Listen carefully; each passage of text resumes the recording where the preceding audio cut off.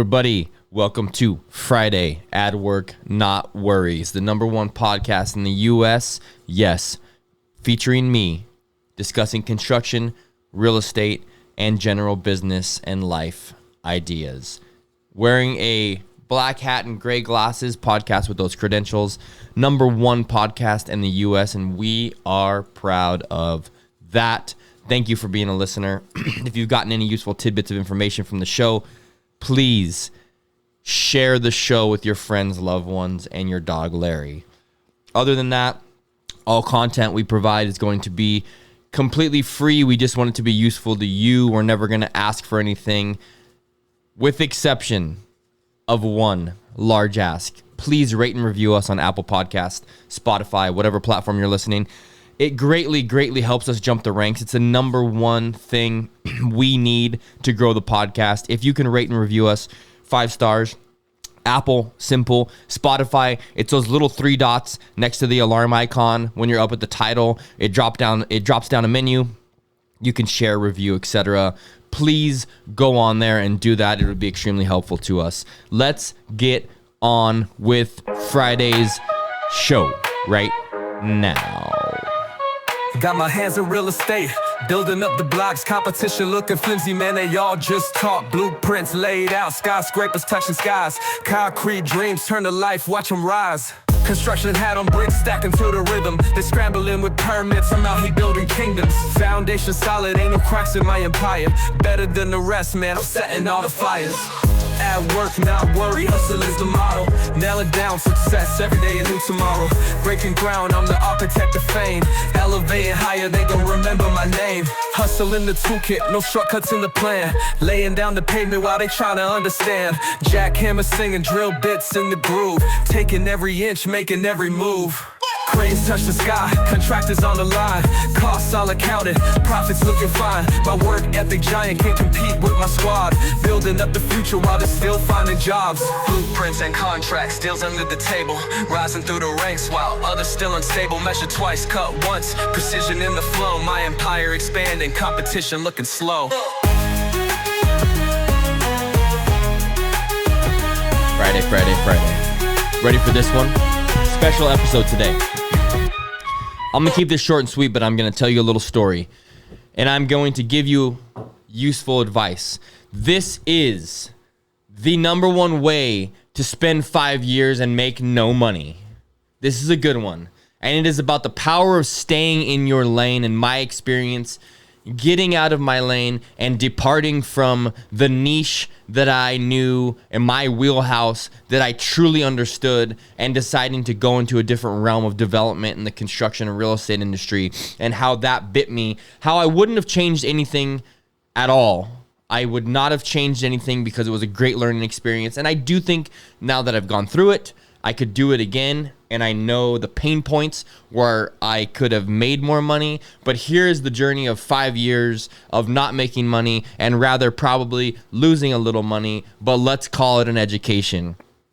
I am a luxury home builder, custom home builder, one-off spec builder. So what I do typically in my market or markets is buy a piece of raw land and or buy a home in a good neighborhood that is undersized but has a decent sized lot, and the comps in the neighborhood support a much higher value because it just, this home that I'm purchasing hasn't been built to the standards that the neighborhood has risen to. And I either take the raw land, design a home, build that home, sell, or take an existing smaller home on a larger scale lot, scrape that home to the ground, and then build, sell. That's been my forte. It's what I'm good at. It's what I've always made money at. But the opportunity was brought to me to do a multi-home development. And it wasn't in my area. It was in Knoxville, Tennessee, which, if you know where I'm at, I'm on the West Coast. That's across the country. Now, this was brought to me by a project manager I had working for me at the time, who somehow had vague ties to Knoxville, heard about a piece of land that someone had been holding since the downturn in '08. They wanted to offload it. It was a little over 8 acres. There was a partial subdivision started where they had these PUD homes, which are PUDs are like 3 townhomes connected to each other, each with their individual garage and entrance, but they're connected by a air-gapped firewall. And we could buy the land, finish this cul-de-sac with the PUD units on part of the 8 acres, and then go to the other 8 acres. We'd have to go through civil engineering, go through design, do the earthwork, put in the roads, and design another 30 single-family standalone homes to build. So, taking the knowledge of construction that I had and looking quick back of the napkin math at what we could sell the homes for, what we think we could build the homes for, and general budgeting on what it would take to put the roads in, everything seemed to make sense and seemed like it was going to be a real profitable venture for me to go into with, at the time, my PM that was working for me had alluded to us doing a partnership. So after looking at all that, and the initial investment was only going to be, I think, $250K, $125 a piece to get into the development. There was obviously going to be more cost associated as we got into actually developing the land, but we would get bank partners, get them involved. They would help us with the financing, yada, yada. Decided to do it, flew out to Knoxville, finalized the deal. And at the time it was with this person, my PM, who had brought the deal to the table. We went out together, looked at things, decided it was a go. At the last minute,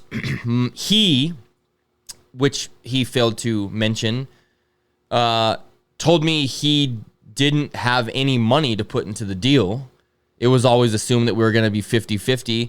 That was kind of a shocker at the last minute and left me to wonder, is the deal going to fall apart? I had already put a good faith deposit down in the land thinking we were going to go 50-50. I guess I should have vetted that a little better, but I didn't. So at the last minute, he says he has no money to put in the deal. I said, well, we can't do a deal 50-50 if you have no money to put in the deal. Why don't I just continue forward with the deal? I'll find another partner and I'll give you a little referral fee for bringing the deal to the table. He didn't love that because he wanted equity in the project. However, if you're not bringing much value and you have no capital, it's hard to get equity in a project. So I gave him a referral fee. I think it was 10 grand at the time for bringing the development, and started to scramble within the period. I had 90 days to close on the land, and started to scramble to see how I was going to either get the rest of the money to close myself or find a partner. What ended up happening is I was talking to my accountant casually about the scenario, and he jumped in and said, well, why don't I partner with you? Great, let's go. Partnership was formed. 50-50, me and my accountant actually dove in and decided to do this track, which between the PUD units and the single family homes was like a 50-track subdivision or 50-home subdivision.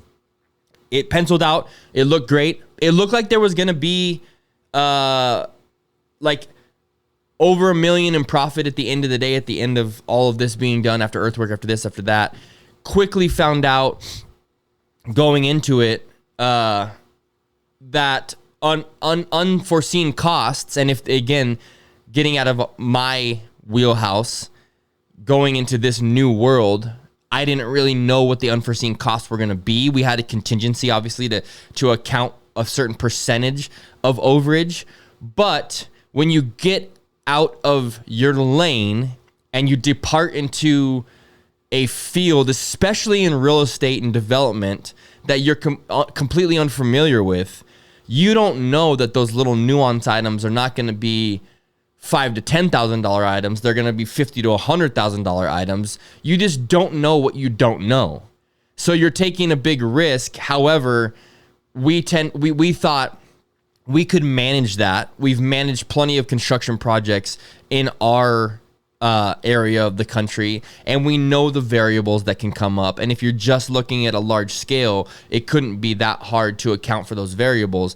However, got involved with the civil engineers, didn't realize that it's a bit political to get the plot map approved by the county, by the city, ended up having to deploy an attorney that cost tens of thousands of dollars. And essentially all this attorney did in the world of development, we kind of got into the realm of what happens behind the scenes. And what happens behind the scenes is there's an attorney who's a land use attorney that has a great relationship with people in the county and in the city.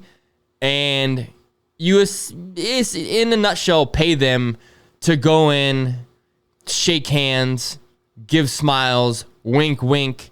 This is what we need to do. I'm going to submit formally. Will you approve it? If we were to submit without the land use attorney and without their quote pull, our project would likely have a lot of red tape, red lines, and maybe not get approved. But if we use this intermediary land use attorney to bring us through the process, much more likely to get approved, if you hear what I'm saying. This is how the world works. So that was an unforeseen cost we didn't know. And once we got into the area, we realized we had to get this land use attorney to the tune of thousands of dollars, get them involved. They worked hand in hand with the civil engineer, putting the plot map together, going down to the county, talking to everybody. Finally got that approved. Then it came time to do earthwork. Now we had to put in this cul-de-sac. We had to put in the roads, the infrastructure, the drainage, utilities, etc. And then we had to do, for the other 30 homes in the rest of the 8 acres, a road system that ended in a T with 2 cul-de-sacs, fire hydrant, utilities, drainage pits, retention system, all the goodies in the roads, etc. Initially, our budget for that was like $600,000 to $800,000, which was a budget we received from the grading contractor. And, on that, we had a 10% contingency variable in case unforeseen things came up, which they do, or, we hit rock, or we had to drill, or whatever it may be. So that in the initial phase was $600,000 to $800,000. Now, day 3, we hit rock. And since we're on the other side of the country, every time one of these things would come up, it was like, well, do you want to come out and see it? Or do you want us to just move forward? And it's unforeseen how long it'll take, so we have to do it T&M. So we can either do it at this T&M rate, and hopefully it's only going to cost $20,000, or you can come see it. We can make a different game plan. You could talk to the engineers, but if we were to take time, fly across the country, then also talk to the engineers, get them out there to consult on what they think we should do, redraw the plans. The problem is that costs us time, and at the time to do the earthwork, we had got a relationship with a bank formed. They were giving us money to do the earthwork, and every month we're paying interest on the money. So if we were to drag it out from a time basis, we're paying more interest. But if we were to not go to do investigatory work, it's unforeseen how much it's going to cost. We always jumped at, let's get aggressive over wasting time in trust that our grading contractor was going to give us the best price. That best price turned into multiple occasions of, I need to drill rock, $30,000 here, $50,000 there, $25,000 here.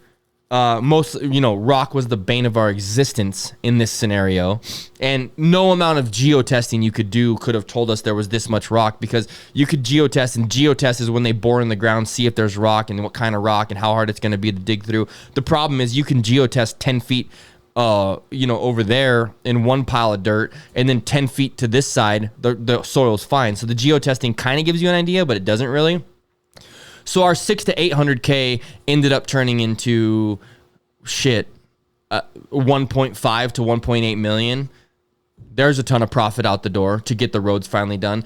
Later, I found out from another big tract home developer that what we did was we paid the stupid tax. The stupid tax is when you think you can go to another area of the country or another region from where you're at, and that you're going to go in and everyone's going to treat you as if you're one of the locals just because, hey, we all do business fair and square. No, they're going to see us at this time. We're California guys coming in to Knoxville, Tennessee to do a development. They're going to see dollar signs, and every chance they get, they're going to try to hold us over the barrel and profit as much as they can from every single change, to the tune of probably almost $1 million extra in the land development. So That changed the pro forma greatly. However, it still looked like there was light at the end of the tunnel when we got into building the homes. If we can keep our costs down, and in keeping our costs down, we can profit on each home. And when you look at scale and you have 50 homes to profit on, it makes a lot of sense. And it did make a lot of sense on the first 15 to 20 homes because we had a builder we not partnered with, but we had a builder we hired that was going to do the whole development. We had contracts on how much of a management fee he would get for each house, how much he would build each house for, and then moving on.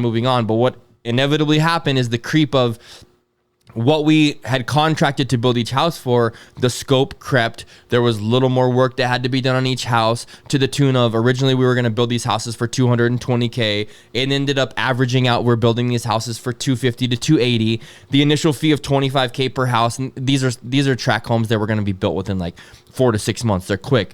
$25K per house ended up creeping up. And as the builder progressed, he understood that he was key to this development. So he wanted more of a management fee per house. So now our $25K per house and $220K budget, which is $245, turns out to being $250K to $280K per house, and then paying the builder $35K per house to $40K per house on top of that. So now our costs are in the low threes. And if you look at a development where you're in tract home development, it's all about volume and what kind of margin you could pick up. So when your margin was going to be 220 plus 25 management fee, 245, and you're going to sell these homes for 360, and you're going to profit, 140K plus take away realtor fees per home, scale that over 50 homes, it's a pretty healthy profit.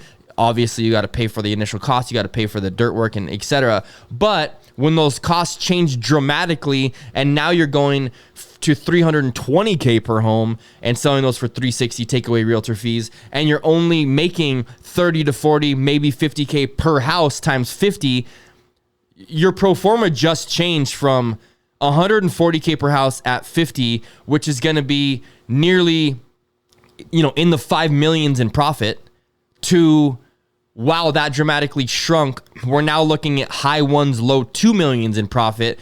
But by the time we pay for the upfront costs we had to put in, by the time we pay for all the infrastructure that's now 1.5 to 1.8, we pay off the bank loans and our partners, there's not much left at the end of the day. You don't know what you don't know. And if I would have stayed in my lane and did single family homes, which in a single family home, you can profit 400 to 600K per house on a 14 to 18 month timeline, I would have been way better off than flying to Knoxville, Tennessee multiple times in a year to try to oversee a development where I really didn't have control because I was from out of town paying the stupid tax and paying way more than we needed to.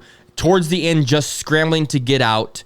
We built all 50 homes. We basically eked out no profit, but we were able to take the land from civil engineering to installing infrastructure, to installing roads, to building 50 homes and getting them all sold in this timeline. We just made no money because we didn't know what we didn't know and didn't stay in our lane. And then I look at that and say, what would I have done differently?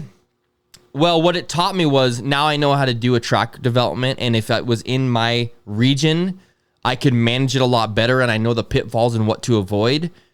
So that education, I paid for that education. I now have it, and I'm thankful for it. But what I would do differently is stay in my lane and make the money doing what I'm doing and not look at it as a grass is greener scenario. The grass is not always greener. Yes, something new is interesting, exciting, flying across the country, feeling like a developer. Hey, I'm coming from California. I'm in Knoxville, Tennessee. This is great. Going out, I'd go out and have a nice dinner when I'm in town with my builder and my realtor, and it just feels cool. It's like a cool vibe. But the reality is, wasn't my wheelhouse, wasn't what I knew. I could have stayed in my lane, and instead of spending 5 years going through the rigmarole, paying the stupid tax, not making money, just done in that 5-year time frame, 3 ground up scrape and builds and made, I made nothing, so I would make a lot more to the tunes of, 7 figures more than nothing, just staying in my lane and focusing on honing that and tightening that up. So the story is, How do you spend 5 years and make no money? You get out of your lane. You don't focus. It's not a grass is greener scenario. You stay in your lane and you get better and hone that craft instead of getting distracted by other things that you think are going to be more fruitful or more exciting. Everybody, happy Friday. Let's go.